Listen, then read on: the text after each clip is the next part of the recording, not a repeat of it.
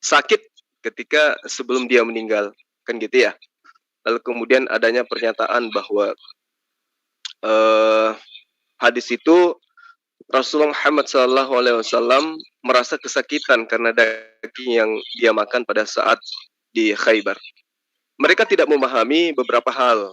Pertama, kematian itu ya harus dipahamkan kepada serigala-serigala ini bahwa kematian itu mau mati karena keselak biji nangka, mati karena kena penyakit panu, mati karena ditabrak becak, semuanya rasanya sama.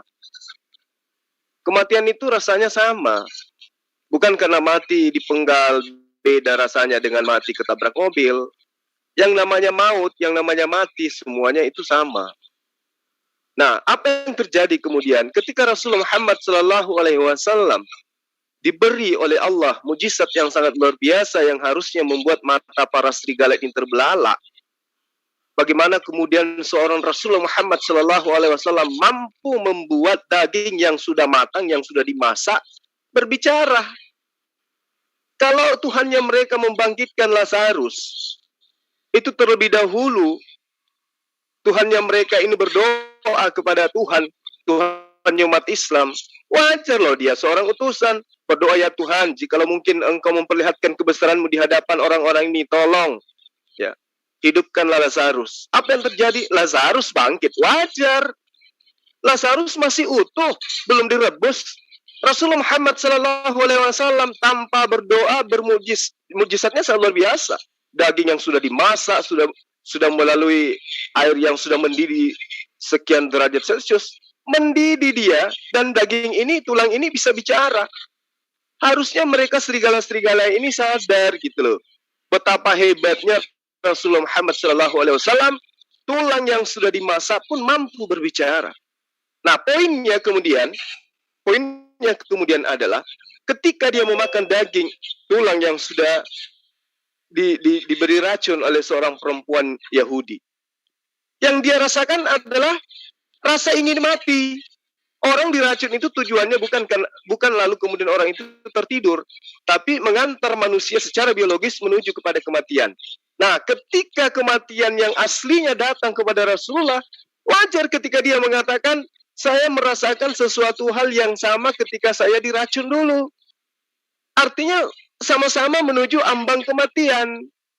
Bedanya ketika Rasulullah Muhammad SAW memakan daging yang dimasak oleh perempuan, kalau nggak salah Zainab ya, dimakan oleh perempuan Yahudi ini, dia tidak sampai kepada titik nol, tidak sampai kepada ajalnya diangkat oleh Allah, tetapi merasakan detik-detik ajal itu datang, itu dia rasakan.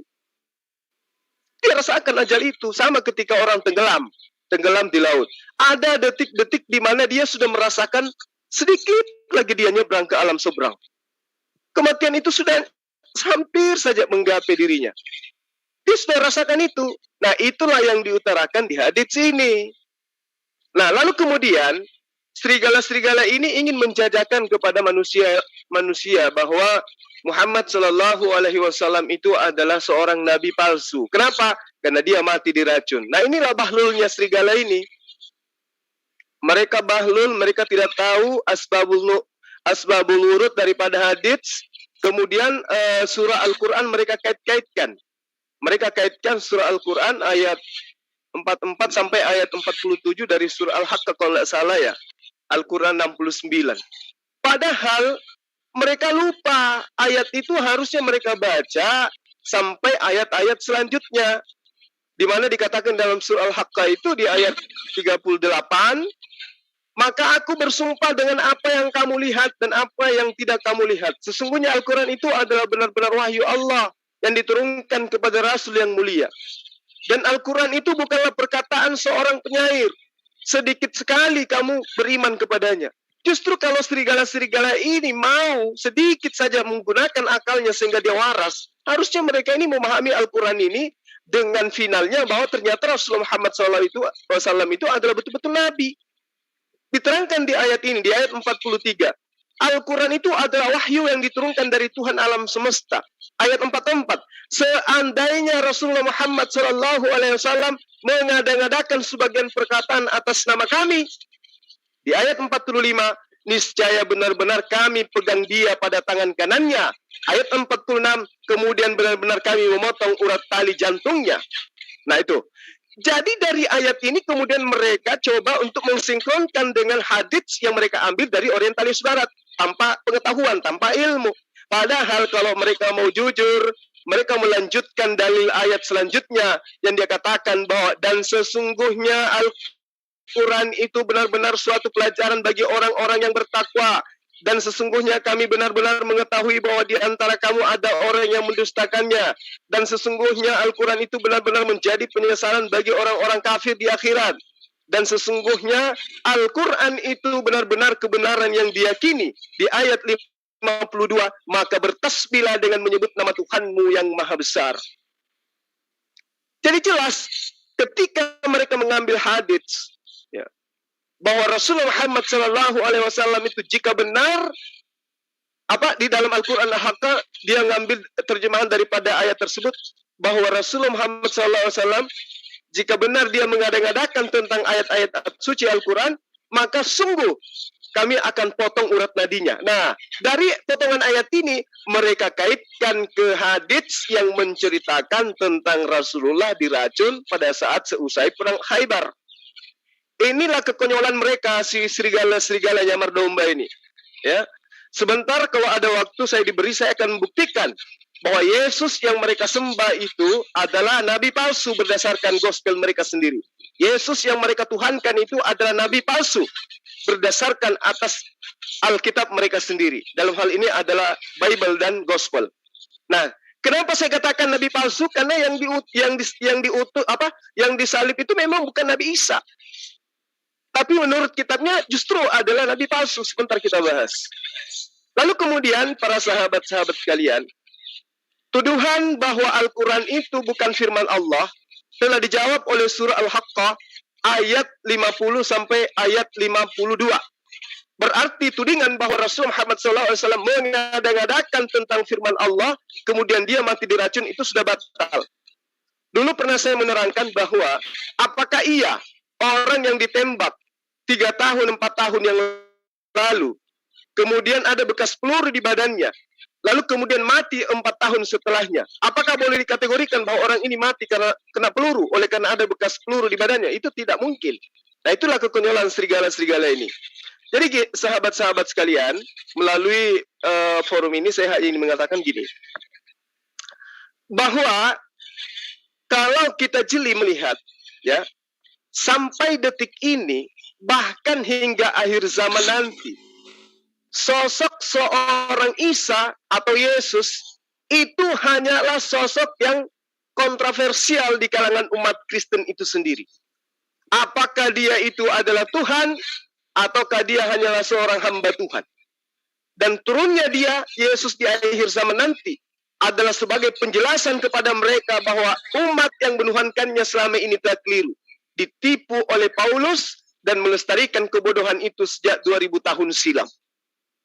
Adapun perihal makanan yang dimakan oleh Rasulullah Muhammad SAW yang beracun, dengan merujuk kepada Tabakat As-Said halaman 200 sekian, ya, yang pernah belajar tentang kitab-kitab ini, yang mana tuduhan itu ada yang mengatakan bahwa Muhammad SAW adalah nabi palsu karena mati diracun akibat diracuni oleh wanita Yahudi.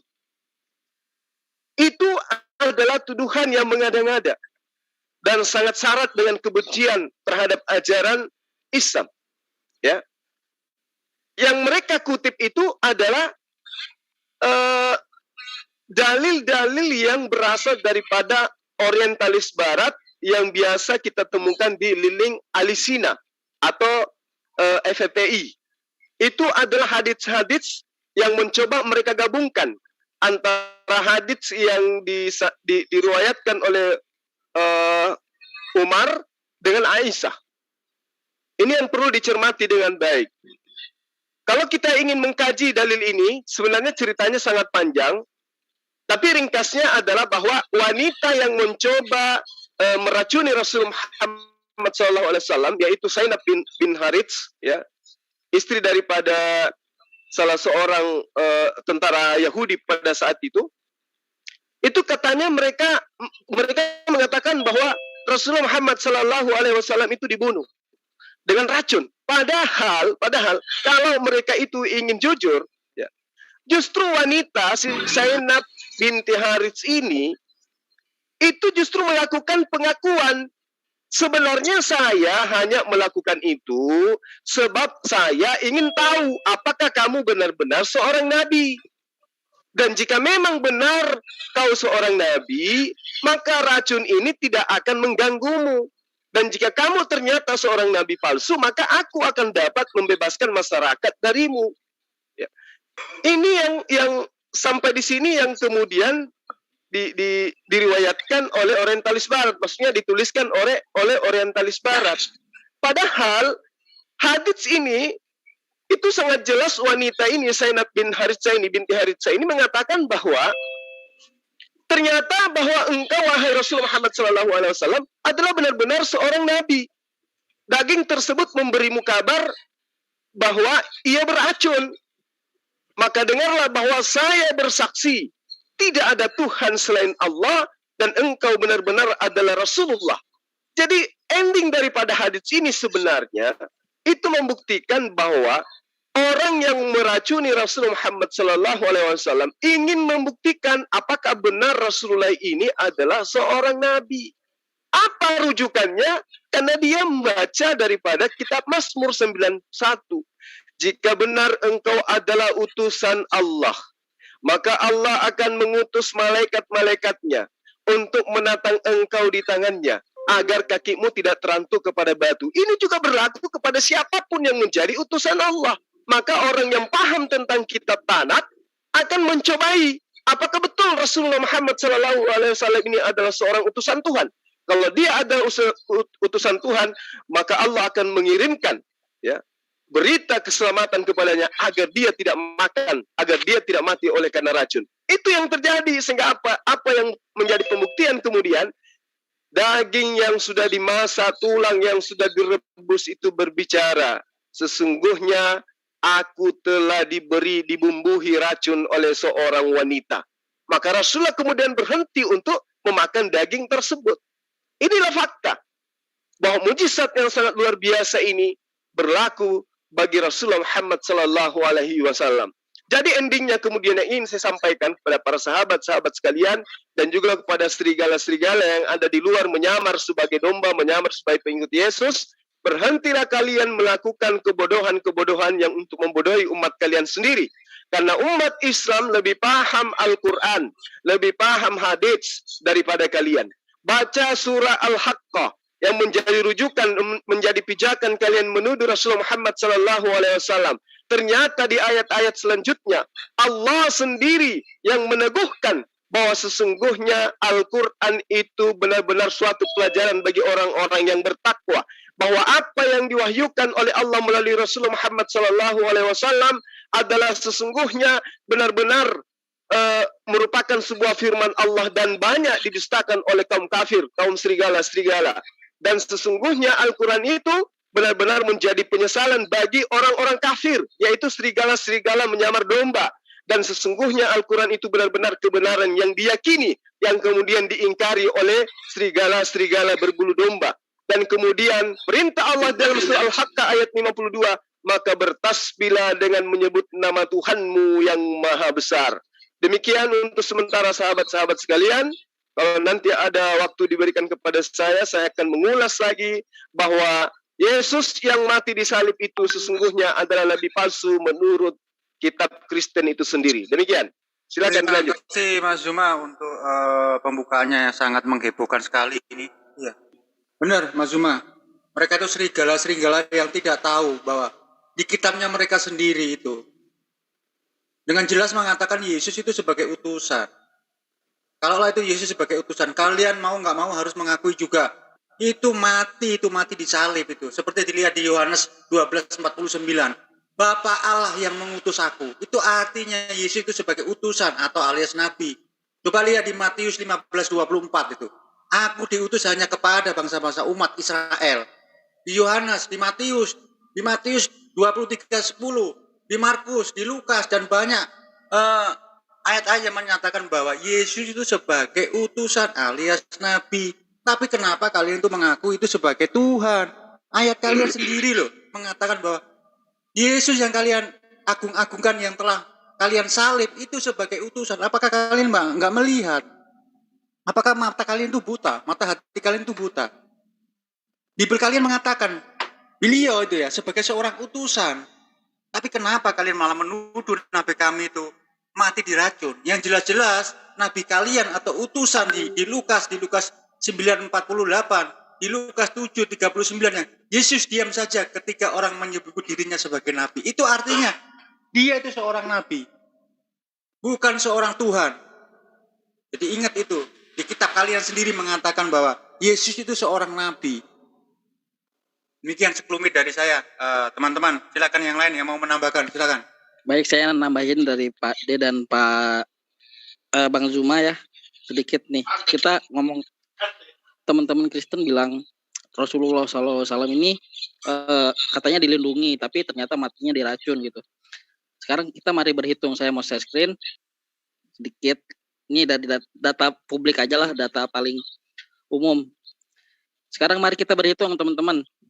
Ya, pertempuran Khaybar itu terjadi tanggal, tertulis ya. Berapa Pak Jul? Bisa dilihat 629 Masehi. Lalu Rasulullah meninggal pada tahun 632 Masehi. Artinya berapa tahun? 4 tahun. Itulah bukti bahwa racun yang diberikan Zainab itu justru tidak mempan kepada Rasul selama 3-4 tahun gitu. Dari situ. Sekarang itu kita bukan racun itu Mas, itu es tebu itu. Es tebunya Tony ya. Ya. Nah, terus kita beralih ke Paulus ya, yang mereka bilang Rasul. Matinya diapain, Pak Jul? Dipenggal. Dipenggal. Oke, sebelumnya tadi saya atas komparasi ini, silakan yang lain.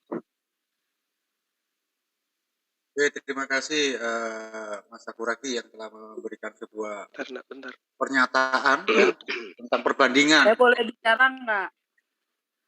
Silakan. Assalamualaikum. Saya boleh nambahin nggak? Waalaikumsalam warahmatullahi wabarakatuh.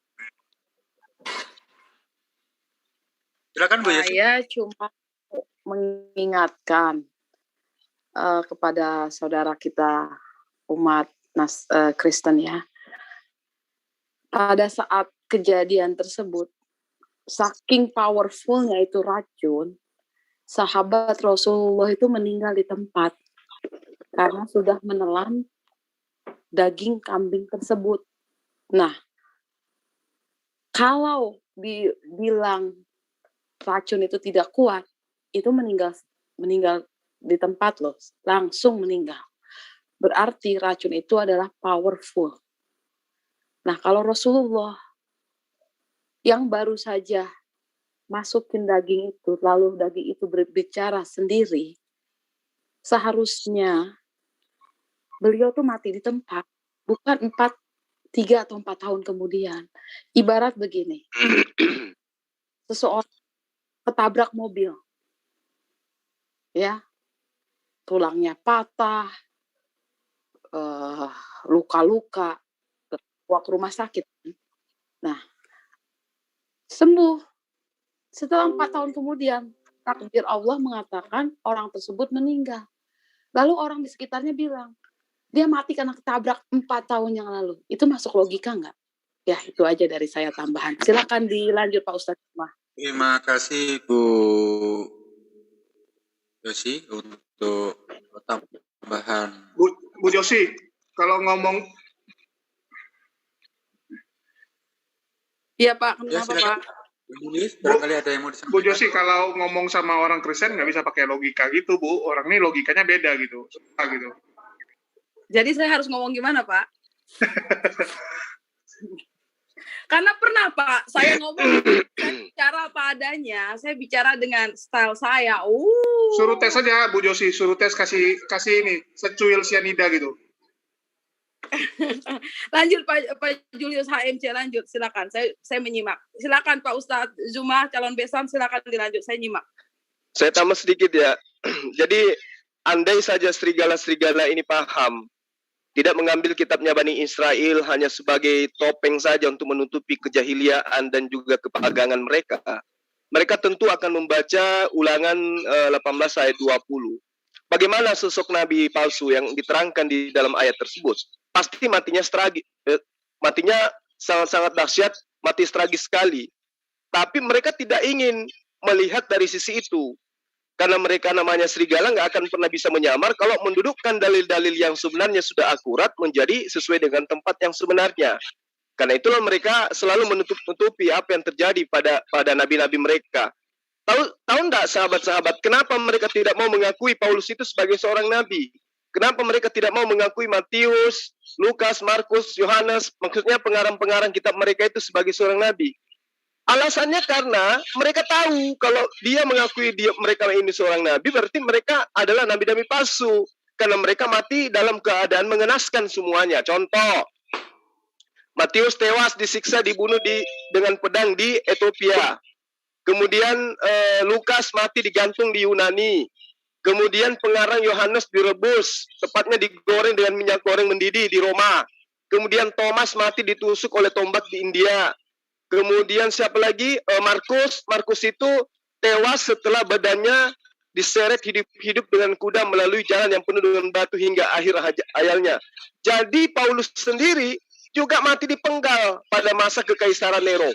Jadi semua yang mereka tulisan-tulisannya mereka jadikan sebagai firman Tuhan yang dikaruniai oleh Roh Kudus, mati mengenaskan sesuai dengan penggenapan yang tertulis di dalam Ulangan 18 ayat 20 itu.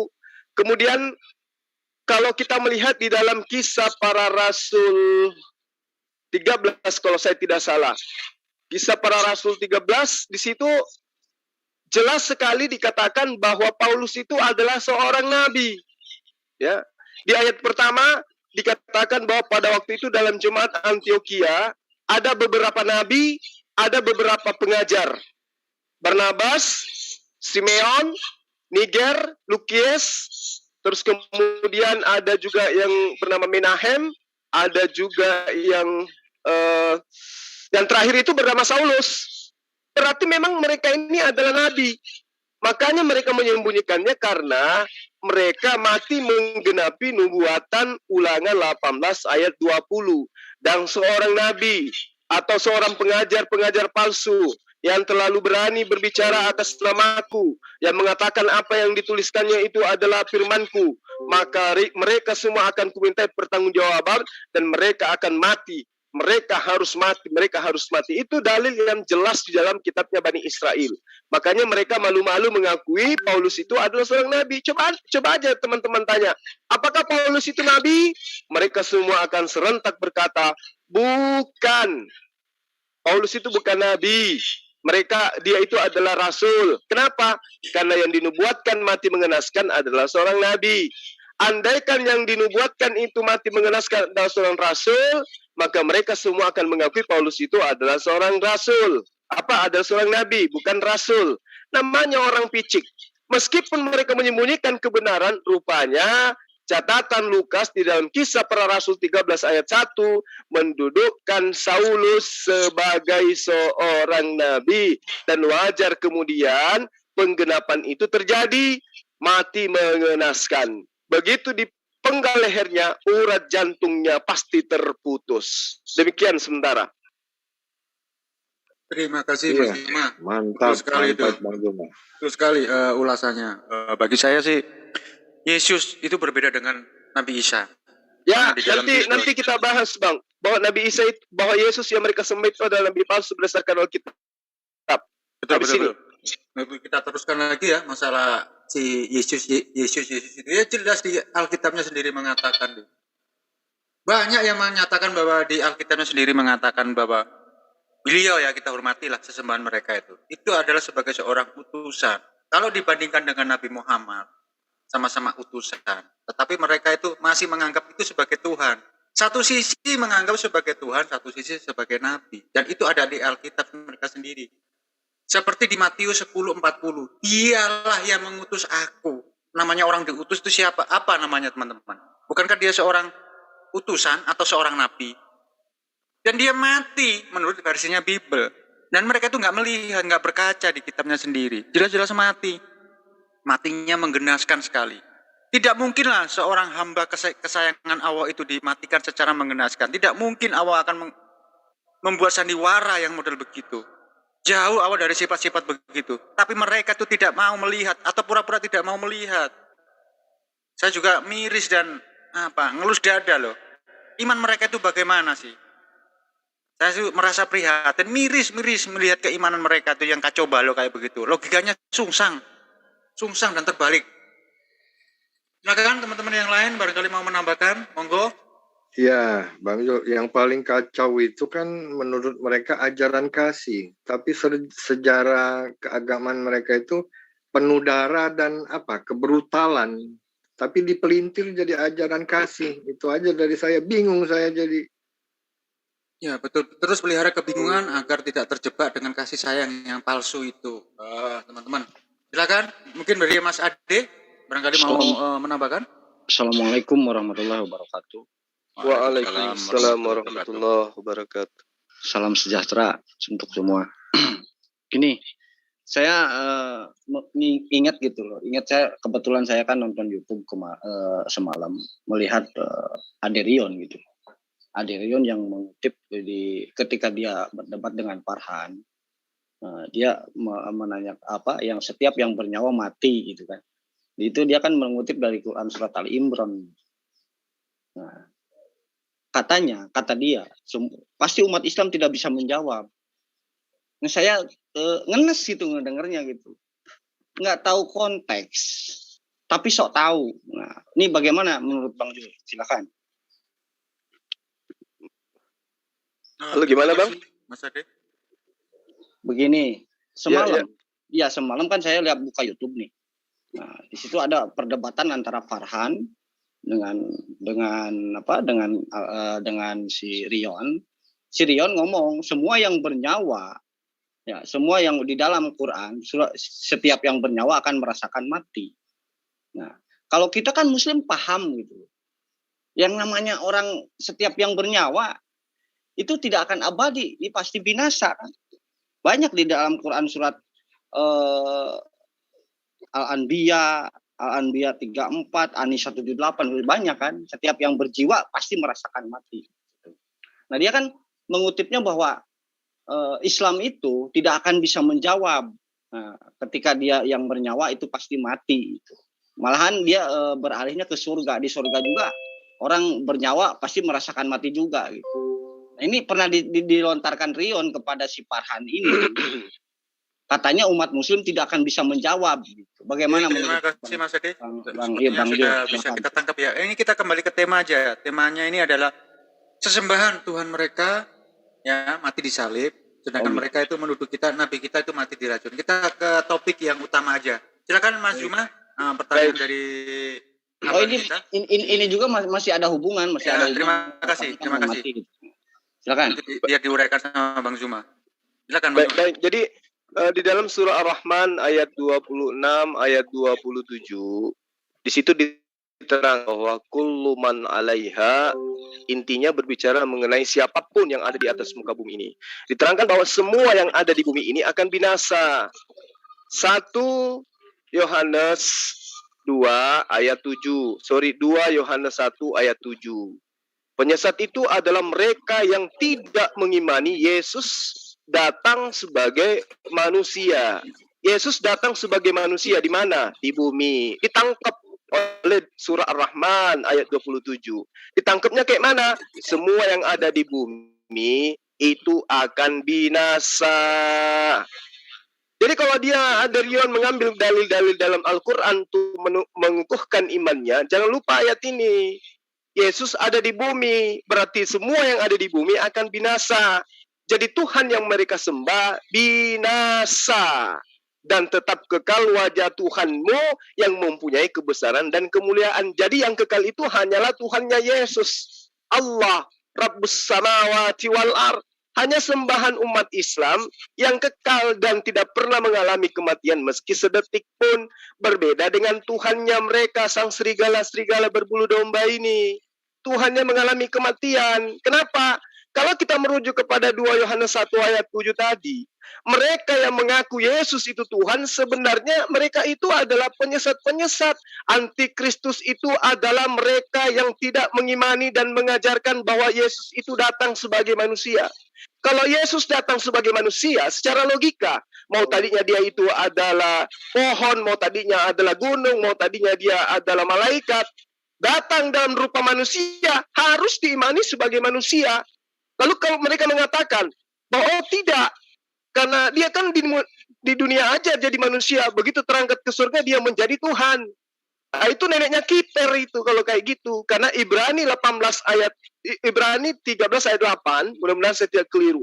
Di situ sangat terang dikatakan bahwa Yesus Kristus itu dulu, sekarang, maupun yang akan datang tetaplah sama, tidak pernah berubah. Nah, kalau misalnya dia katakan dia pada saat di bumi berdoa karena dia pada saat itu sebagai manusia, berarti dalil itu dibuang aja di gospel, karena itu adalah penipuan.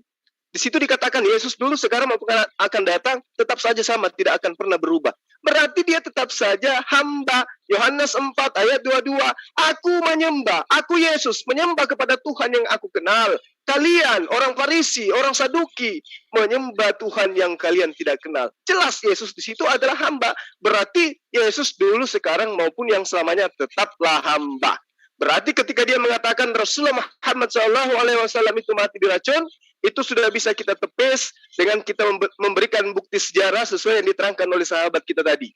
Perang Khaybar terjadi pada tahun 620 Masehi atau tahun ke-7 Hijriah pada bulan Februari 629 Masehi. Lalu kemudian setelah perang Khaybar, Rasulullah menikah dengan Shalifah binti Huyai. Ya. Jadi pada tahun ini, pada tahun setelah perang Khaybar, Rasulullah masih sempat menikah. Jadi bagaimana mungkin orang yang diracun itu bisa menikah? Kemudian pada bulan Januari tahun 630 Masehi, ya, Nabi Rasulullah Muhammad SAW pun masih sehat. Beliau membuka kota Mekah dan menghancurkan semua berhala-berhala yang ada di sekitarnya. Ya, peristiwa ini dikenal Fathul Makkah. Sekira teman-teman yang belajar Tarikatul Islam pasti paham ini. Bahwa pada tahun 630 Masehi Rasulullah menghancurkan semua berhala-berhala yang ada di sekitar Ka'bah. Lalu kemudian 4 tahun setelah peristiwa perang Khaybar, Rasulullah itu masih hidup, dan pada bulan Maret tahun 632, ya, atau tepatnya Zulhijjah 10 Hijriah, Rasulullah melaksanakan Haji Wada bersama-sama dengan kurang lebih 100.000 umat Islam, kaum muslimin yang menunaikan haji pada masa itu. Bagaimana mungkin orang yang diracun begitu dahsyat bisa melakukan pernikahan, bisa melakukan penghancuran terhadap berhala-berhala, bisa melakukan Haji Wada bersama dengan rombongan yang begitu besar adanya. Kemudian pada bulan Mei, tepatnya tahun 632 Masehi atau bulan Safar 11 Hijriah, Rasulullah menyiapkan tentara Usama untuk pergi ke negeri Syam. Coba, persiapan-persiapan yang dilakukan oleh Rasulullah Muhammad SAW untuk menyiapkan tentara Usama untuk pergi ke negeri Syam, itu bukan hal kecil. Itu adalah pekerjaan yang sangat luar biasa yang harus dilakukan oleh seorang pemimpin yang dalam keadaan sehat, bugar sama sekali. Nggak mungkin dia dalam keadaan sakit. Lalu kemudian pada tanggal 7 Juni tahun 632 Masehi atau Senin 12 Rabiul Awal bertepatan dengan hari kelahiran beliau, barulah kemudian Rasulullah Muhammad SAW itu wafat. Lalu mengatakan, aku merasakan seperti perasaan ketika saya diracun pada masa 4 tahun yang lalu. Sama-sama ingin merasakan kematian. Yang satunya batal, yang kedua-duanya betul-betul wafat. Karena tugasnya memang sudah selesai. Tidak ada lagi syariat yang akan diajarkan yang belum diajarkan. Tidak sama seperti Tuhannya Kristen, masih banyak yang ingin aku ajarkan kepada kalian, namun kalian belum sanggup untuk menanggungnya. Tapi ketika ia datang, yaitu seorang penolong lain, siapa dia? Muhammad sallallahu alaihi wasallam. Dialah yang akan mengajarkan segala sesuatunya tentang hukum-hukum keadilan dan pengisapan dunia akan dosa. Dialah yang akan mengajarkan segala kebenaran kepadamu. Dia akan mengingatkan apa yang pernah aku ajarkan kepadamu. Siapa dia? Dia tidak lain dan tidak bukan adalah Rasulullah Muhammad sallallahu alaihi wasallam yang kemudian mengajarkan menyempurnakan ajaran syariat yang diajarkan oleh Nabi Musa alaihissalam. Apa kata Yesus? Apa kata Nabi Isa alaihissalam kepada Bani Israel? Jika hidup keberagamaanmu tidak lebih baik, tidak lebih sempurna, tidak lebih valid, tidak lebih konflik daripada ajaran Taurat yang diajarkan kepada Bani Israel, maka sungguh engkau tidak akan masuk ke dalam kerajaan Allah.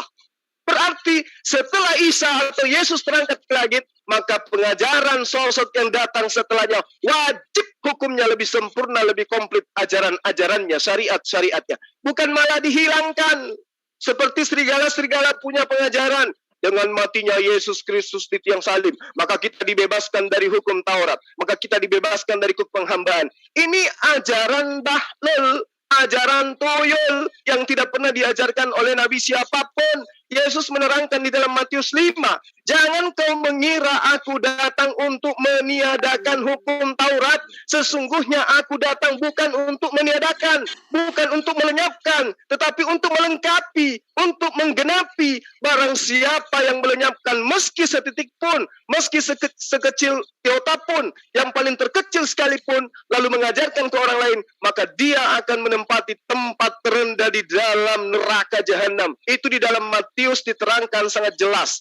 Jadi sahabat-sahabat sekalian, kalau kita merujuk kepada tarikatul Islam, sejarah Islam tentang perang Khaybar dan juga Haji Wada yang dilakukan oleh Rasul Muhammad SAW, maka tuduhan-tuduhan kaum serigala-serigala nyamar Yahudi ini, nyamar domba ini, mereka akan menemui titik kebenaran bahwa tuduhan mereka itu mental semental-mentalnya. Kenapa? Karena ternyata dalil Al-Quran, surah Al-Haqqah tidak hanya berakhir pada ayat 47, melainkan sampai kepada ayat 53-52 menerangkan betapa Al-Quran itu bukan diada-adakan oleh Rasul Muhammad SAW, tetapi betul adalah kalamullah, betul adalah firman Allah yang dinubuatkan dalam kitabnya mereka, kitabnya Bani Israel. Ketika kitab itu diberikan kepada orang yang mampu membaca, maka dia mengatakan aku tidak dapat membaca. Diberikan kepada orang yang tidak dapat membaca pun dia akan mengatakan aku tidak dapat membaca. Kitab mana tersebut?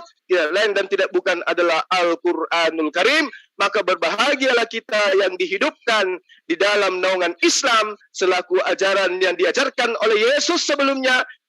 Lukas 24 ayat 36, Yesus berkata kepada murid-muridnya sebelum dia terangkat ke langit. Apa dia katakan? Shalom alaihim, Islam untuk kalian sekalian. Demikian sementara kawan-kawan, silakan. Terima kasih Bang Zuma yang telah menjabarkan ya tentang ajaran gundal gandul itu. Saya juga berharap di sana juga menyadari bahwa di kitabnya mereka sendiri juga kacau balau, tapi rasanya jauh api dari kompor ini. Oke, selanjutnya akan saya alihkan ke ini adik saya yang tercantik ini, moga-moga sinyalnya juga stabil dan baik. Silakan untuk Mbak Rifa untuk menanggapi hal ini. Tes diterima 1 2 3 masuk 86. Kok saya dengarnya kecil suaranya, tapi nggak apa-apa lah. Bismillahirrahmanirrahim.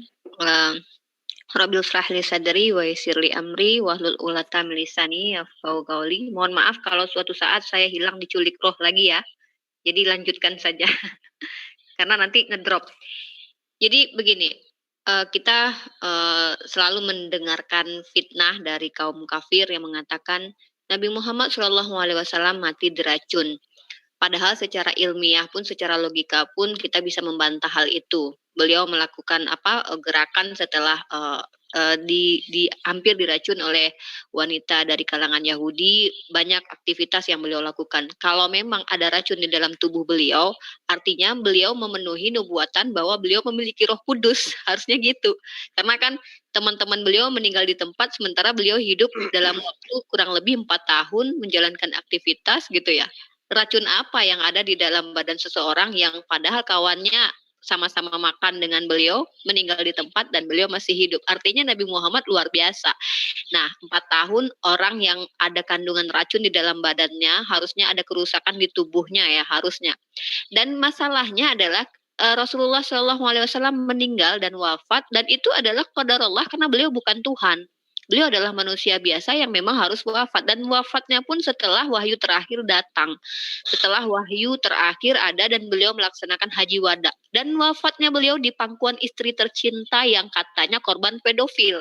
Coba kita bayangkan ini semua. Beliau meninggal di pangkuan istri tercinta yang dituduh sebagai korban pedofil dan di kalangan sahabat-sahabat beliau.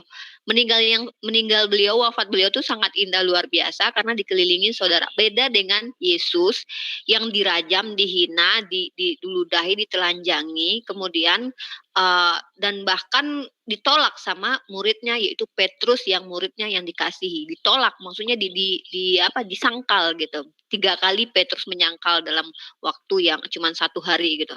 Nah, jadi Rasulullah ini sebagai bentuk perwujudan ketika beliau ini wafat, ada dalil yang dibawa oleh orang-orang kafir yang mengatakan Rasulullah merasakan meninggal yang seolah-olah nadinya diputus gitu ketika merasakan masih ada sisa-sisa racun. Kan begitu ya kalau ibaratnya orang kafir bilang itu, hadis itu dikorelasikan dengan dalil ketika Allah mengatakan di dalam Al-Qur'an kalau Nabi Muhammad berdusta maka mudah saja bagi Allah memutuskan urat nadi beliau. Sebenarnya begini, kalau memang Nabi Muhammad itu berdusta harusnya dari awal sudah dicabut nyawa beliau. Itu intinya gitu. Tapi buktinya wahyu terakhir itu turun dan beliau selesai melaksanakan tugas.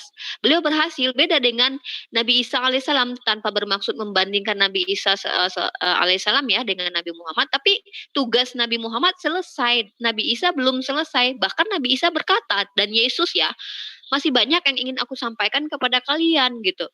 Jadi artinya belum selesai tugasnya gitu. Kalau kita berpikir, dan Kristen harusnya malu membandingkan Tuhan mereka dengan Nabi kita. Nabi kita manusia biasa, Tuhan mereka kok mau dibandingkan dengan Nabi kita? Kan harusnya mereka malu gitu. Dan ini satu lagi nih ya, ketika mereka mengatakan Nabi kita meninggal diracun, tandanya Nabi kita Nabi palsu, kata si Kristen nih bawa gitu. Saya mau minta dalil sama mereka, coba buktikan dalil yang menyatakan musuh Nabi pada waktu itu menyaksikan atau mendengarkan bahwa urat nadi Nabi Muhammad putus, Nabi Muhammad meninggal dengan serupa seperti putusnya kepala Paulus ya, atau matinya teman-temannya Petrus yang mati terbalik ya, disalib secara terbalik gitu ya, sangat mengerikan gitu. Coba cari dalilnya kalau Nabi kita meninggal dalam keadaan yang keji gitu Pak, tapi nggak akan ada gitu. Nah jadi mereka ini membandingkan Tuhan mereka dengan Nabi kita. Harusnya kalian malu umat Kristen. Karena Nabi kami itu tidak pernah mengaku sebagai Tuhan. Tapi kalian mempertuhankan Yesus.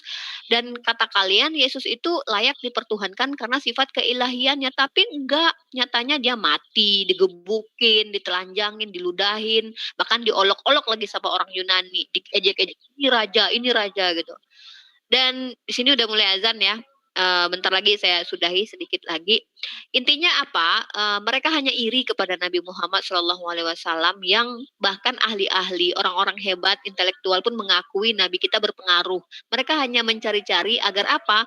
Kalau nggak gitu, mereka nggak bisa menjatuhkan Islam gitu. Kalau nggak menghina, mereka nggak memfitnah, mereka nggak bisa menjatuhkan Islam. Mereka mau menjatuhkan karakter Nabi Muhammad, padahal itu tidak akan pernah bisa dilakukan gitu.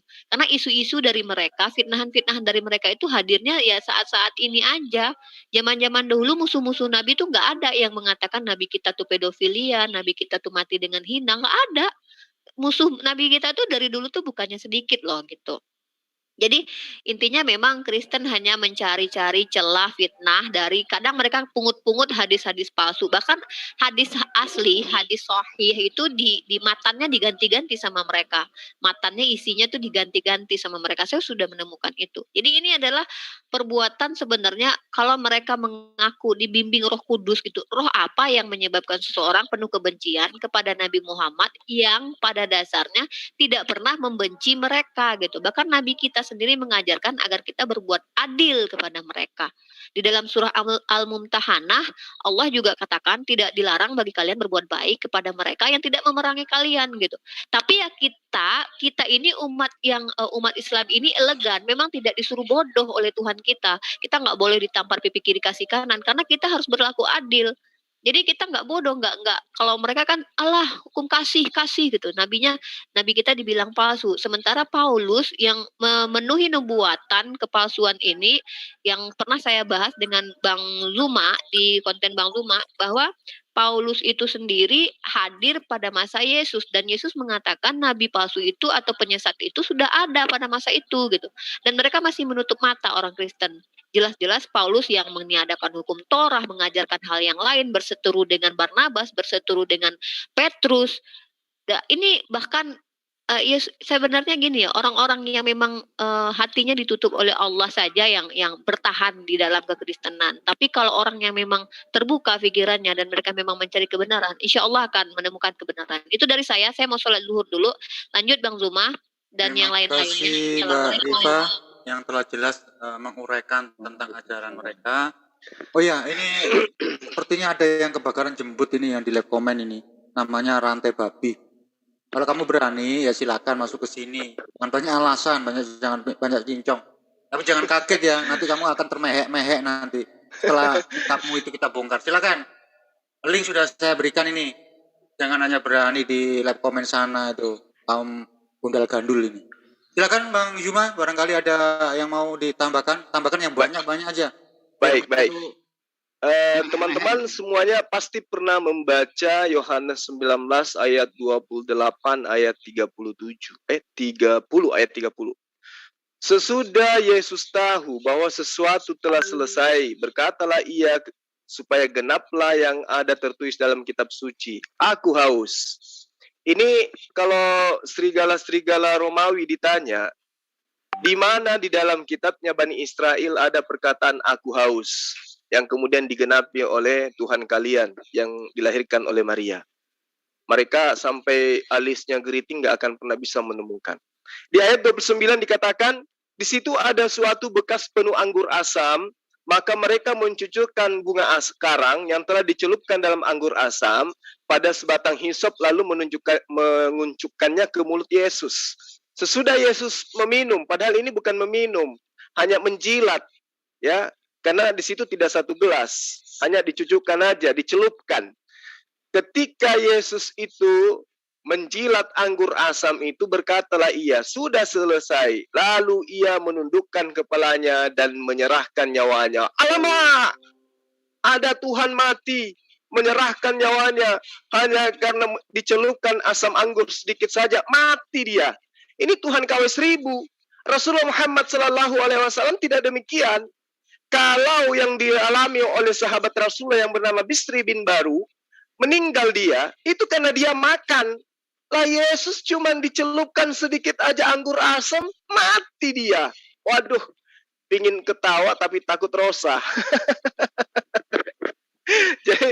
jadi sahabat-sahabat sekalian, binti atau Bisri, sahabat Rasulullah Muhammad SAW itu, ketika dia makan daging yang ada racunnya, wajar ketika kemudian dia mati.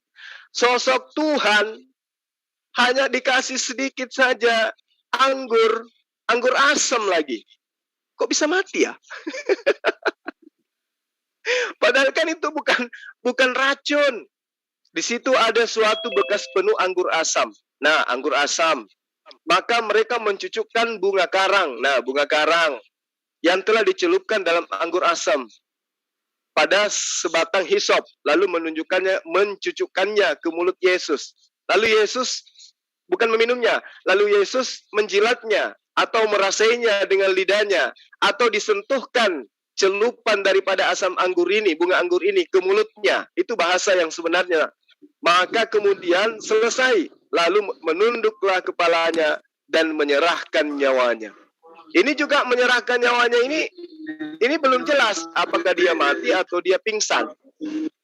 Jadi perbedaan yang sangat luar biasa, sahabat-sahabat sekalian. Kalau Tuhannya tetangga kita itu mati karena mencilak sedikit asam anggur, tapi Rasulullah Muhammad SAW itu tidak mati, padahal dia sudah jelas-jelas makan daging yang sudah dikasih racun yang begitu dahsyat. Kenapa dahsyat? Karena sahabatnya Bisri bin Baru itu memakannya dan mati seketika itu juga. Nah, sama sekarang. Orang kena COVID, katanya tidak tahan sampai berapa hari meninggal. Bahkan sudah ribuan, puluhan ribu orang meninggal karena COVID. Rasulullah Muhammad SAW 4 tahun coy, dia makan racun, tapi dia tidak mati. Bahkan dahsyatnya lagi, tulang yang sudah direbus berbicara. Mukjizat yang sangat luar biasa. Kalau mereka menerima keadaan Rasulullah Muhammad SAW itu mati diracun, mereka juga harus menerima akibat daripada Rasulullah diracun itu, tulang yang sudah dimasak itu berbicara. Apakah mereka mau menerima itu? Apakah mereka mau menerima mukjizat itu? Tentu tidak. Itu makanya saya katakan umat seberang itu adalah umat bocor halus, percaya kepada sosok yang merasa murtad. Seperti siapa? MKC. Padahal dalilnya sudah jelas ada di dalam kitab mereka. Banyak dalil yang mengatakan, jika ada yang berkata, ada Mesias di sana, ada Mesias di sini, jangan kau percaya. Nah, si MKC ini mengaku bertemu dengan Yesus, tapi mereka percaya. Itulah kebahlulan mereka. Sementara Yesus mengatakan, janganlah engkau percaya. Nanti kita akan bahas sedikit lagi ya, kalau masih ada waktu kita bahas bahwa Yesus yang mereka tuhankan itu adalah nabi palsu berdasarkan kitabnya Bani Israel. Silakan dilanjut sementara sahabat yang lain. Terima kasih Bang Zuma. Ya, kita sampai di ujung acara ini. Terima kasih. Ini beberapa putaran lagi. Ini ada Ati Budak Angon yang sudah end-rest. Nanti diteruskan sama Mas Rizky ya, kalau Mas Rizky ada tambahan. Assalamualaikum warahmatullahi wabarakatuh. Sebelumnya saya belum ucap salam. Waalaikumsalam warahmatullahi wabarakatuh. Ya, kalau saya pengen nambahkan sedikit ya, nggak banyak kok. Guru SD nih. Guru SD keluar nih. Nah, ini guru saya nih ada nungol. Jadi malu saya. Lari ah. Bisa aja nih Bang Zuma nih. Enggak lah. Saya nggak pernah punya murid Bang Zuma semenjak saya keluar dari kampus Bang Zuma. Cuman siswa. Oh, enggak, teman-teman diskusi lah. Saya kemarin ngajarin anak SD. Gimana? Bisa aja. Ya, ini saya mau sedikit tanggapin ya. Tadi sempat dikasih sama Mas Tony itu terkait soal MKC. Saya mau tanggapin tadi di menit keberapa ya? Sebentar ya, saya lihat dulu. Kalau nggak salah di menit ke 1 jam 25 menit detik ke 13. Tadi itu yang saya cermati. MKC di sana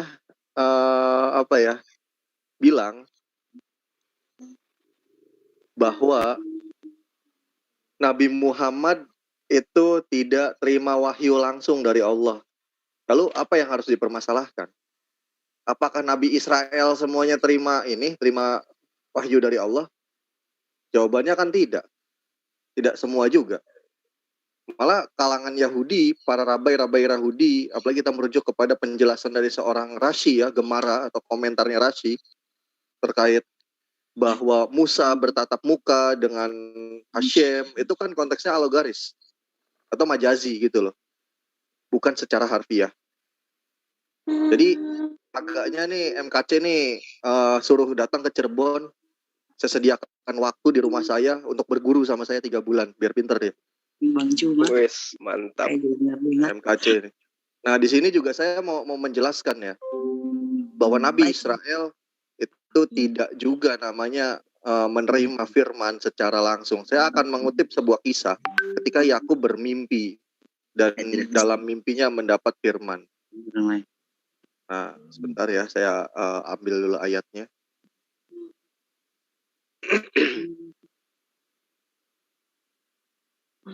Nah, oh ini udah bisa share screen ya? Bisa. Oke, sebentar. Saya share screen.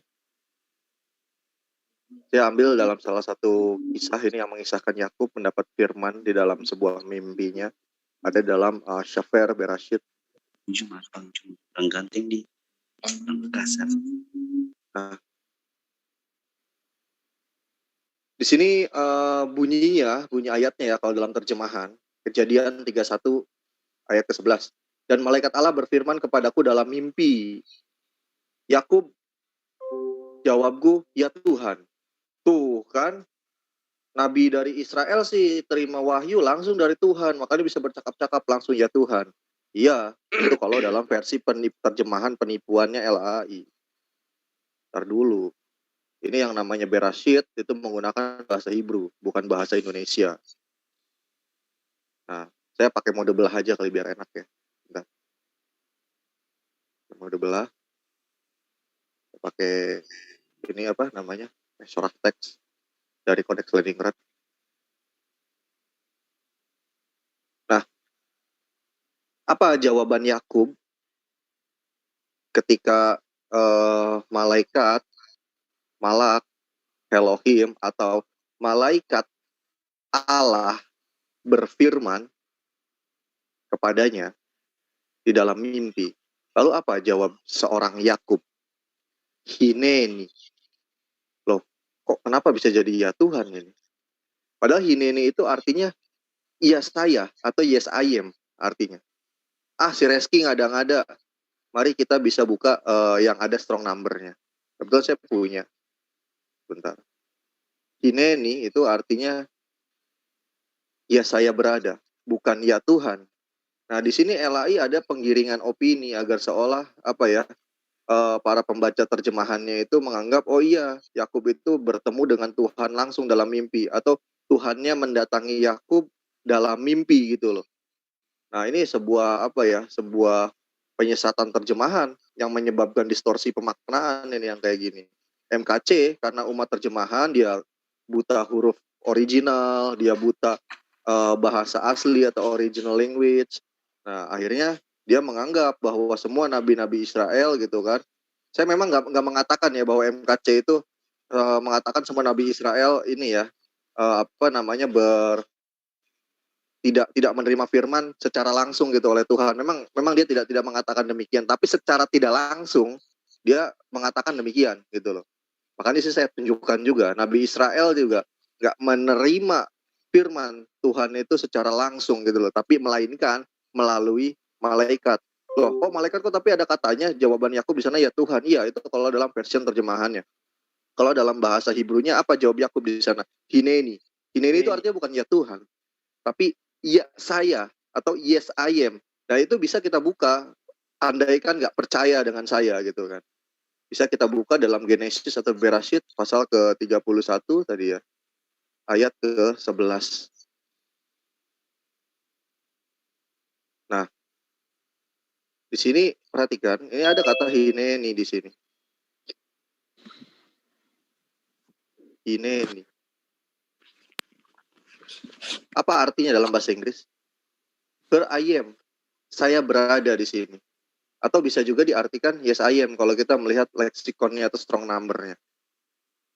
Nggak ada satupun diartikan ya Tuhan. Iya kan? Ada nggak? Coba. Tidak ada. Tapi dalam terjemahan jadi ya Tuhan. Agar terkesan seolah Yakub di dalam mimpinya didatangi oleh Hashem langsung. Itu kan sebuah ketololan yang hakiki kalau kata saya. Memang LAI berharap bahwa umat-umat Kristen itu ya tolol gitu semuanya. Termasuk MKC. Itu korban terjemahan itu. Itu yang pertama. Yang ingin saya tanggapi. Lalu selebihnya yang ingin saya tanggapi lagi itu terkait dia mengatakan bahwa Nabi Muhammad menerima firman dari Allah, dari Jibril, maka konteksnya dia menerima wahyunya Jibril, bukan wahyu dari Allah Subhanahu wa taala. Nah, ini yang seperti ini saya berani katakan kalau dalam bahasa akademiknya falasi logikal. Falasi logikal itu apa? Kesesatan berpikir. Ya, dalam ilmu filsafat itu disebut logical fallacy yang seperti itu. Jadi kalau misalkan kita mau pakai merujuk kepada logical falasinya seorang MKC apa MCK sih singkatannya ya? Kocluk Mas, Kocluk. Oh Kocluk ya. Nah pokoknya dia lah. Saya nggak begitu kenal. Biasanya kalau sama orang bodoh suka lupa saya. Suka lupa ingatan saya kalau untuk mengingat orang-orang bodoh itu profil-profilnya. Gitu. Ya. Kalau sama Bambang Nursena, Ibu Rita Wahyu selalu ingat saya. Tapi kalau kayak apa ya, siapa ada sedekah apa sahadiah apa apalah itu saya nggak begitu kenal saya. Terus MCK yang kayak gitu-gitu saya nggak kenal. Karena kenapa ya? Saya nggak tertarik untuk mengingat orang-orang bodoh gitu yang cari popularitas kayak gitu. Kamu sekolah dulu, kamu belajar dulu, udah selesai bikin karya ilmiah, ada hasilnya, dinyatakan lolos gitu kan, kamu yudisium baru kamu ngomong. Nah itu kalau saya prinsipnya kayak gitu. Kalau cuma sekedar cari popularitas, asal jeplak A I W O ya, mending ikut Sri Mulat aja gitu, kalau usah bahas keilmuan. Sri Mulat sama Dewa. Nah, kayaknya Mas Dewa juga kalau mereka bikin sebuah Sri Mulat pasti mau nonton karena ketawanya khas Mas Dewa itu. Nah, ini saya kembali kepada soal logical fallacy yang disampaikan oleh seorang MCK ya. Ya benar ya MCK ya? Ya, anggap saja gitu. Bener aja lah. Nah, si MCK ini dia mengatakan bahwa Nabi Muhammad atau Muhammad bin Abdullah, kata dia gitu kan, itu tidak menerima wahyu dari Allah, tapi dari Jibril. Maka itu adalah wahyunya Jibril atau firmannya Jibril. Nah, saya katakan ini logical fallacy. Mengapa demikian? Berarti kalau kita merujuk pada logical fallacy-nya seorang MCK, ketika saya misalkan beli barang gitu kan, entah di Shopee, entah di Bukalapak atau di platform-platform ini ya toko berbasis online gitu. Lalu yang ngantarkan barang pesanan saya itu tukang paket gitu kan, misalkan kurir dari JNE misalkan. Masa iya saya mau bilang gitu kan saya beli barang dari JNE kan gitu kan? Betul. Nah, itu dia makanya saya bilang logical fallacy. Lalu ketika seorang MKC menolak mekanis pewahyuan, maka dia secara tidak langsung dia mengklaim bahwa agamanya bukanlah agama Abrahamik. Karena kenapa? Semua agama Abrahamik, yakni Yahudi, yakni Kristen, yang disebut Abrahamik ya, yakni Islam, itu harusnya punya mekanis penurunan firman yang sama, yakni melalui mekanis pewahyuan. Jadi tidak secara langsung disampaikan oleh kurir, gitu loh konteksnya, simpelnya. Kayak contoh apa? Tadi juga saya tunjukkan terkait soal Yakub. Yakub pun menerima firman Hashem ya, itu kan melalui kurir. Kurirnya siapa? Malaikat Allah atau malak Elohim dalam bahasa Hebrew-nya. Nah, di dalam Islam juga sama. Nabi Muhammad menerima firman dari Allah, konteksnya melalui pewahyuan. Diantarkan melalui kurir gitu loh, simpelnya seperti itu. Nah, ya. Saya kurang setuju itu. Karena begini, kalau Nabi bilang itu tidak pakai malaikat gitu, pakai Jibril langsung diwahyukan kepada orang yang lain. Nah, itu masalahnya. Itu masalah gini. Allah ya Hasem itu memberikan langsung kepada Nabi yang diwahyukan, tapi tidak pakai kurir, pakai Jibril. Cuma Muhammad aja yang pakai Jibril. Bahkan Muhammad sendiri tidak pernah bertemu dengan Allah Subhanahu Wa Taala gitu kan. Jadi itu masalahnya. Masalahnya gini. Jadi ya nggak apa-apa. Jadi orang tapi gini Pak, bentar Pak. Bapak Kristen kan? Bentar ya. Bapak Kristen ya? Iya. Saya pengikut Kristus ya. Iya, saya tahu. Maksud saya gini, Pak. Ini Hashem langsung yang antar atau melalui malaikat, Pak? Bisa lihat screen saya? Ya, ini yang antar malaikat apa Hashem ini? Begini, kalau soal bertemu malaikat itu betul ada, tapi itu tidak semuanya. Itu hanya beberapa kasus gitu. Tapi kalau Muhammad ini semuanya oleh malaikat, karena dibisikkan oleh malaikat. Bapak pernah baca Rasi? Bapak pernah baca Rasi? Enggak pernah sekalipun Muhammad itu bertemu.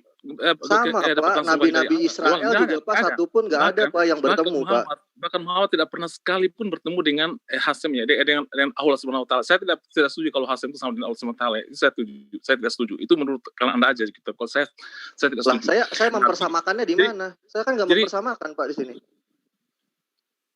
Yang mempersamakan siapa Pak?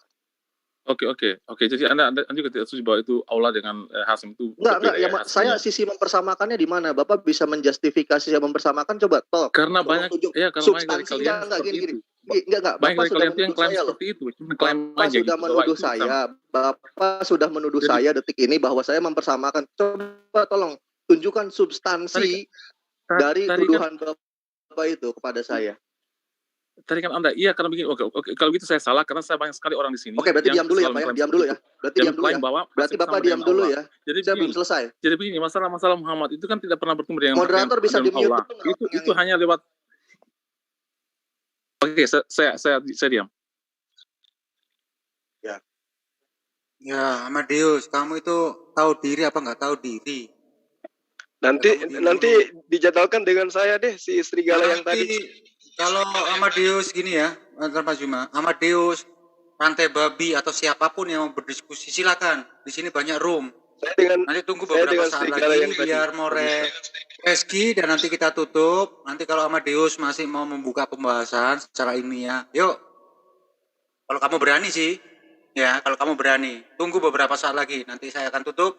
Ada Mas Zuma, ada teman-teman lain di sini yang akan melayani kamu. Tapi kamu siapkan ya, siapkan racun nanti. Biar kamu nggak kejang-kejang. Silakan Oke ya, Mas bisa Rizky saya untuk lanjut ya. apa itu meneruskan, silakan. Ya. Di sini saya ini pure ya. Saya tegaskan lagi, perlu digarisbawahi. Ini bahasan saya dalam perspektif ilmu perbandingan agama.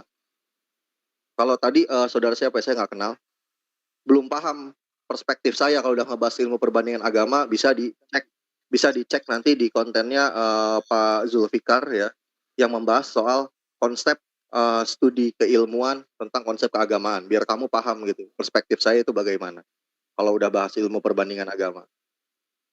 Jadi sudah di luar ranah teologis kalau saya udah ngebahas ini. Terlepas mau teologis mau apapun itu saya abaikan semua. Seperti itu. Nah, oke, saya jelaskan kembali soal ini, soal apa? Soal pewahyuan ya.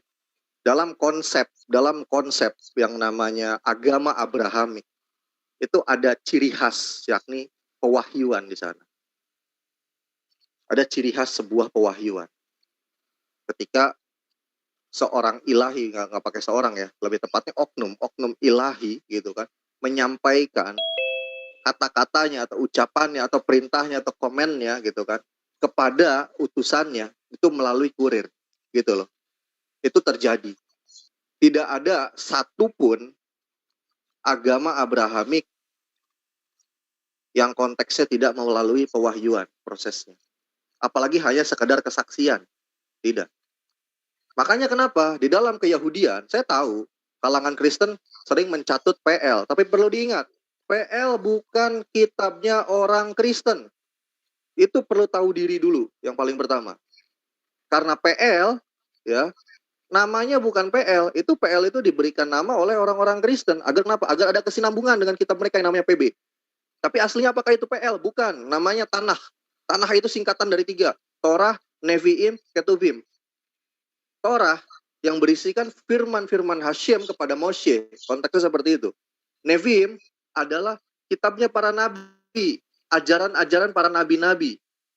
Ketuvim adalah catatan-catatan suci, dipisah oleh orang Yahudi. Mana yang firman, mana yang catatan, mana yang kesaksian itu dipisah oleh orang Yahudi. Tidak dijadikan satu dalam satu kodifikasi.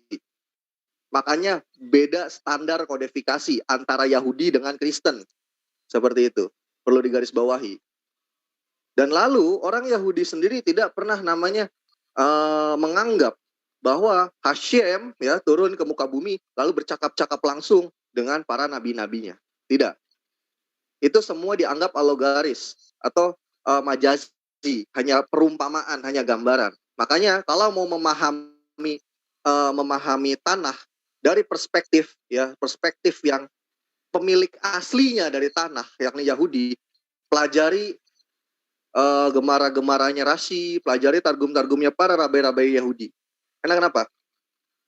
Mereka lebih punya otoritas menerjemahkan kitabnya, karena itu kitab mereka sendiri dan mereka tidak mencatut kitab orang manapun, tidak mencatut kitabnya agama manapun. Berbeda hal dengan Kristen.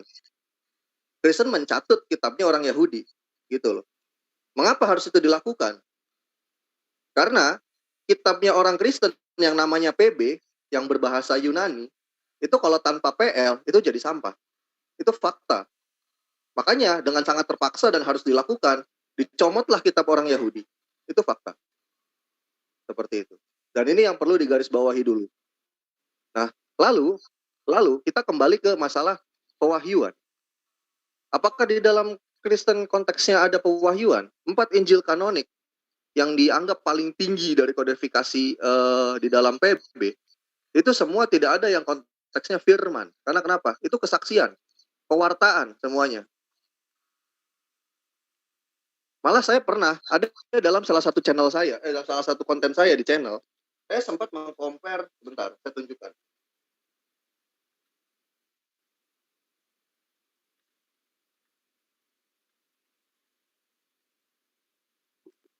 Sebentar ya.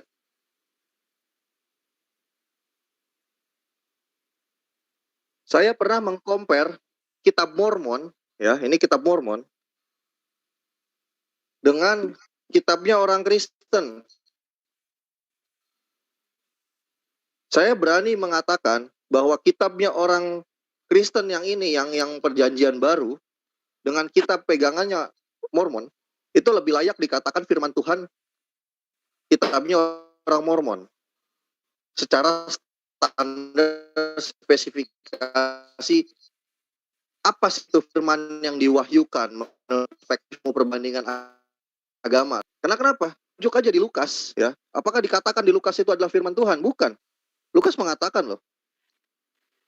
Saya akan bacakan pendahuluan. Theophilus yang mulia, banyak orang yang telah berusaha menyusun satu berita. Ini berita.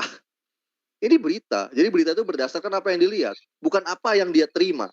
Kalau pewahyuan itu selalu mendapatkan sebuah visual atau sebuah tanda atau isyarat yang turun kepada salah seorang rasul konteksnya. Itu namanya pewahyuan. Seperti itu. Bukan pewartaan apa yang dia lihat lalu dia reportkan. Itu bukan pewahyuan. Makanya saya berani katakan, sering saya di channel saya bilang, kitab Mormon ini lebih layak disebut firman Tuhan ketimbang yang ini.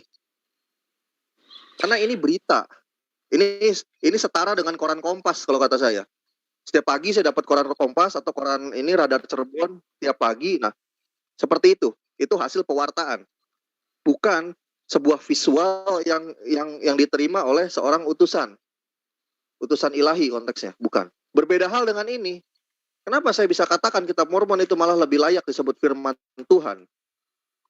Kalau kita mengacu kepada klasifikasi teologi yang universal ya, khususnya untuk tentang agama Abrahamik. Maka di sini saya mengacu kepada ilmu perbandingan agama, bukan teologi Islam, bukan teologi Kristen, bukan teologi agama-agama lainnya gitu. Tapi lebih ke universal. Nah, kenapa saya bisa katakan demikian? Karena di sini ada keterangan kesaksian Nabi Yosef ya, karena orang Kristen, orang-orang Mormon itu mengatakan bahwa ada seorang nabi dari Amerika ya, terlepas itu benar apa enggak itu urusan mereka lah. Tapi di sini ini ditulis dari kesaksian seorang nabi, dia mendapat sebuah visual. Bisa dibilang itu pewahyuan. Bukan apa yang dia lihat lalu dia catat. Apa yang dia lihat kejadian lalu dia catat. Itu konteksnya yang seperti itu periwayatan. Bukan pewahyuan. Nah, nanti boleh dicek etimologi periwayatan dan etimologi pewahyuan ya di situ. Kalau sama saya bahas ilmiah kalau sama saya.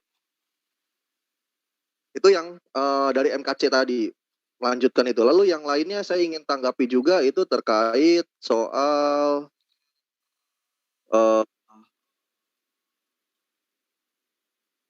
dia mengatakan bahwa semua orang Islam itu masuk neraka, gitu kan? Itu bahasan klasik sekali dari 2004. Saya dengar argumen seperti itu, surat Maryam ayat 71. Lalu dikatakan semua orang Islam masuk neraka, gitu kan? Dia nggak baca 72 ya? Ya. Mormon itu bisa dijelaskan bangsa apa gitu Bang? Maaf, nyela dikit. Oh, boleh. Ya, berarti saya pending dulu ya soal yang tadi tanggapan saya MKC ya. Jadi gini, Mormon itu adalah sebuah kaum yang mengimani bahwa Yesus itu adalah Tuhan.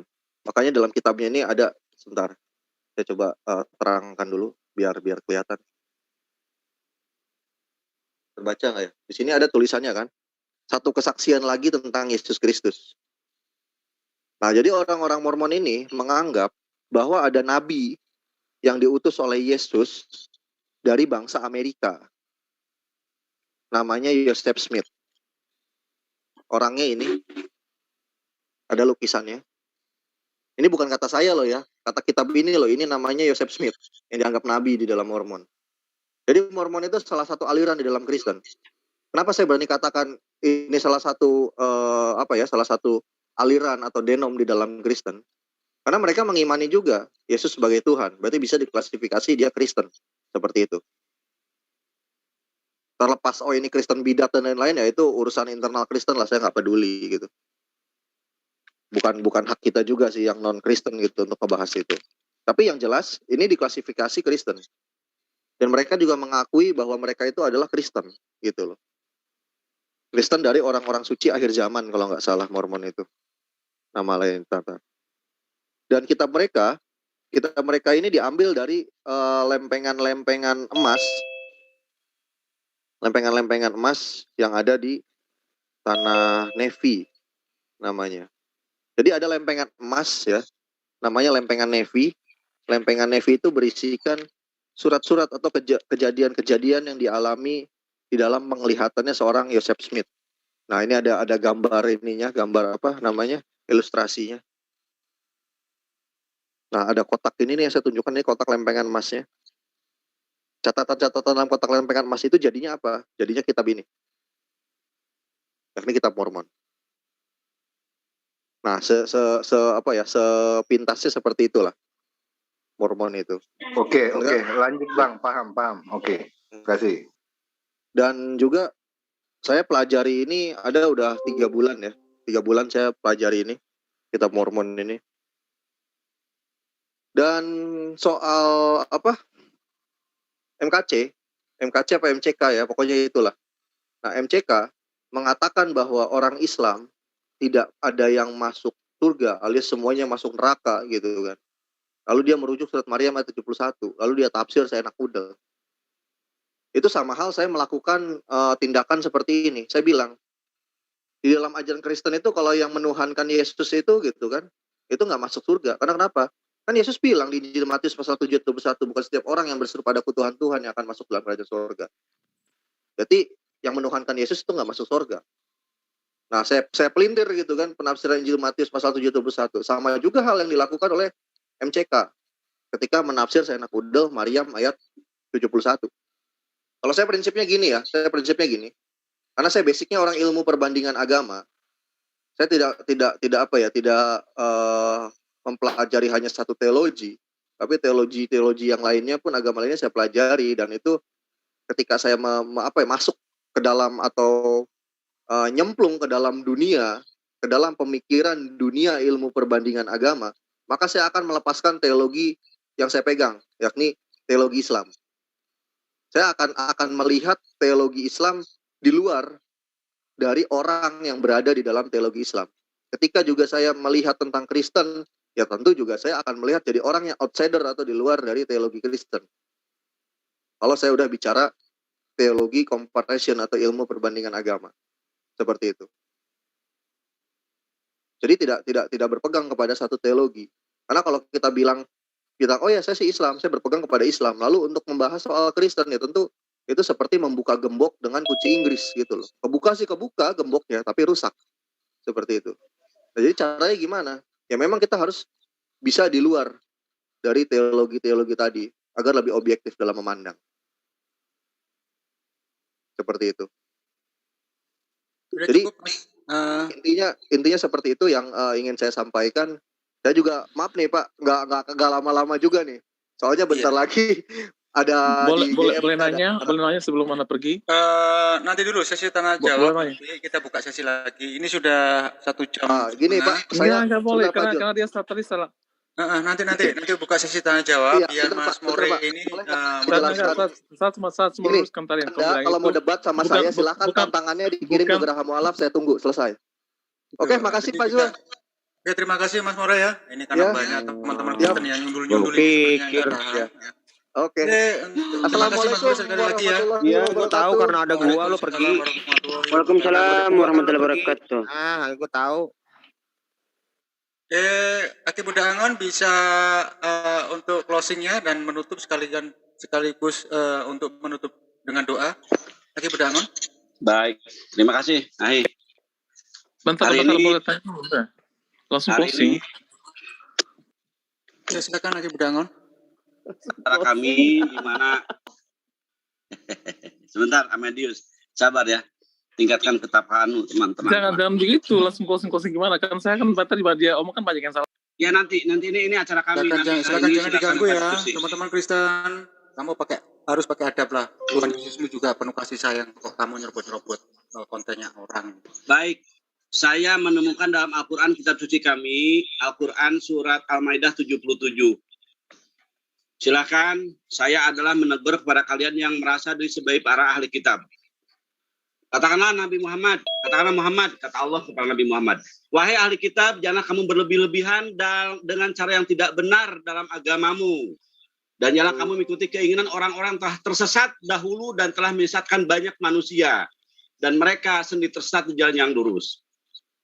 Kepada kalian yang ahli kitab, para pendeta mungkin di sini berposisi yang mengajak orang, mempengaruhi orang untuk berpikir seperti kemauan Anda.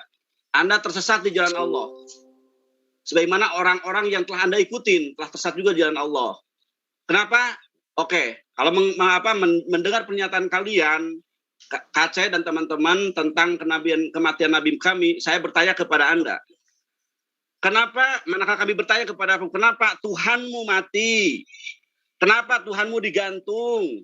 Kenapa Tuhanmu meminta tolong? Kenapa Tuhan bersedih hati? Segala macam yang terhadap negatif terhadap Tuhan kamu. Kalian begitu entengnya menjawab, itu karena kemanusiaannya, karena kedagingannya Tuhan kami. Come on, berpikir berpositif saudaraku, Anda harus bijak di sini. Kenapa manakala ada indikasi kematian Nabi Muhammad, bahkan teman-teman kami telah menjelaskan begitu panjang, lebar, kali tinggi, begitu masuk akal. Orang tertabrak 4 tahun kemudian dia mati. Anda mengatakan Nabi kami seseorang mati karena ketabrak. Nabi Muhammad mati karena keracunan. Come on, otakmu di mana? Baik kalian orang cecung doang yang tidak paham tentang agama kalian, oke saya maklumin. Tapi kalian sebagai para pendeta yang ngomong seperti itu, come on. Santai Pak Buddha Angon. Kami bisa menjawab dengan cara apa? Dengan cara itulah kedagingan Nabi Muhammad. Assalamualaikum warahmatullahi wabarakatuh. Assalamualaikum warahmatullahi wabarakatuh. Sebentar. Ya, Nabi kami manusia biasa. Nabi kami manusia yang harus mati. Penjelasan kami begitu gamblang, begitu jelas. Nabi kami mati 4 tahun setelah adanya keracunan itu. Jadi kalau otak kalian menuduh Nabi kami keracunan, otak kalian udah nyengsol. Maaf saya tegasan di sini. Ya. Jadi kalian, wahai orang yang memprovokasi umat kalian untuk berkata seperti yang berdebat dengan kami, itu cara-cara yang naif, cara-cara yang kalian dengki melihat keagamaan kami. Kalian tidak mampu mengalahkan argumen yang kami miliki tentang keagungan Tuhan kami yang tidak akan pernah mati, dan dia adalah makhluk yang sosok zat yang tidak akan pernah mati. Kalian nggak bisa mempersamakan Tuhan kalian, yang kami nggak bisa. Mendingan kalian masuk ke dalam Islam, ikutin ajaran Islam. Nabi kami sudah meninggal dunia, iya. Tapi kami tetap menyembah Tuhan kami yang hidup. Kami sholat bukan kepada Nabi Muhammad, kami puasa untuk Nabi Muhammad, kami memakai jilbab untuk isi anak-anak kami perempuan, bukan untuk Nabi Muhammad. Kami bersedekah untuk Nabi Muhammad, kami menjaga diri, tidak mabuk, tidak judi, tidak bukan untuk Nabi Muhammad. Untuk Tuhan kami yang maha hidup. Paham sampai di sini? Terutama kalian yang merasa ahli kitab, para pendeta, para penginjil, para orang-orang yang selantiasa merasa diri sebagai orang tetua di antara kalian. Bagi kalian cecunguk, bagi saya nggak nonsen. Bagi kalian hanya orang-orang yang tertipu. Ya, karena ingin kalian malas, tidak mau beribadah, tidak kalian bersusah payah. Kalian menghindar dari kerja keras. Kalian ingin dapat surga. Surga kalian surga bohong. Dengan cara apa? Dengan cara kebohongan. Kalian malas. Lihat Islam kami. Berat. Sholat 5 waktu, itulah cara kami menebus surga kami yang emang berat. Puasa di bulan Ramadan 30 hari. Anak kami harus menutup jilbab, mungkin gerah dia kepanasan. Kami nggak boleh babok, nggak boleh judi, nggak boleh zina. Kalian tuduh kami pedofil. Kalian tuduh kami suka memberikan contoh nikah dengan orang yang usia 6 tahun. Lihat hari ini. Kalian telah tertipu oleh agama kalian. Ya, sangat menyesal kami melihat keagamaan kalian. Tapi apapun boleh, silahkan. Namanya orang tersesat, dia akan mengikuti kebodohannya, kesesatannya. Ya, itu Kang Dial yang saya katakan. Semoga ini Mbak punya hikmah kepada teman-teman Muslim khususnya. Tetap ada jalan-jalan Allah, tetaplah kita beribadah kepada Allah. berat, mungkin susah, ya ini adalah cara kita menuju surganya Allah. Sangat mustahil surga yang Allah janjikan kepada kita, yang begitu enak, ya, begitu menyenangkan. Bahkan ada di antara kalian yang kebakaran jiwa karena gara-gara kami umat Islam dikasih hadiah oleh Allah mendapat bidari 72. Kalian kebakaran jenggot. Di sini di surga kami nggak ada rumah yang belum jadi. Ya, di sini nggak ada seorang di surga kami nggak ada orang proyek yang sedang membangun rumah, nggak ada, itu ketololan. Maaf harus saya kata demikian.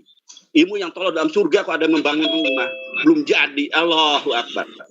Surga kami sudah melakukan tempat yang sangat enak. Tajri min tahtihal anhar, di bawahnya mengalir sungai-sungai yang menyenangkan. Ada madu di dalamnya, bahkan minuman pemabok pun boleh di sana ada.